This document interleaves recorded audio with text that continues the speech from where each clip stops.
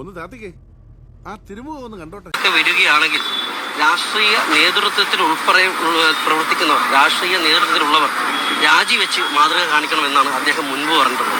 അപ്പോൾ ഈ വിഷയവുമായി ബന്ധപ്പെട്ട് ശ്രീ പി കെ ഫിറോസ് അദ്ദേഹത്തിൻ്റെ അനുജനെ ഈ നർക്കോട്ടിക് കേസുമായി ബന്ധപ്പെട്ട്, അറസ്റ്റുമായി ബന്ധപ്പെട്ട് രാജിവെച്ച് മാതൃക കാണിക്കും. ബിനീഷിനെതിരായിട്ട് ഉയർന്നു വന്നിരിക്കുന്ന ആരോപണം ഒരു വ്യക്തിക്കെതിരായിട്ട് ഉയർന്നു വന്നിരിക്കുന്ന ആരോപണമാണ്. ഗവൺമെന്റുമായി ബന്ധപ്പെട്ട എന്തെങ്കിലും സംവിധാനത്തിന്റെ ഭാഗമായി പ്രവർത്തിക്കുന്ന ആളല്ല ബിനീഷ്. ബിനീഷ് ഒരു പൊതുപ്രവർത്തകൻ അല്ല, പബ്ലിക് സർവന്റും അല്ല. ഒരു വ്യക്തിപരമായി ഉയർന്നു വന്നിരിക്കുന്ന ആരോപണമാണ്. ആ ആരോപണം ഉയർന്നു വന്നപ്പോൾ തന്നെ പാർട്ടിയുടെ നിലപാട് വ്യക്തമാക്കിയിട്ടുണ്ട്.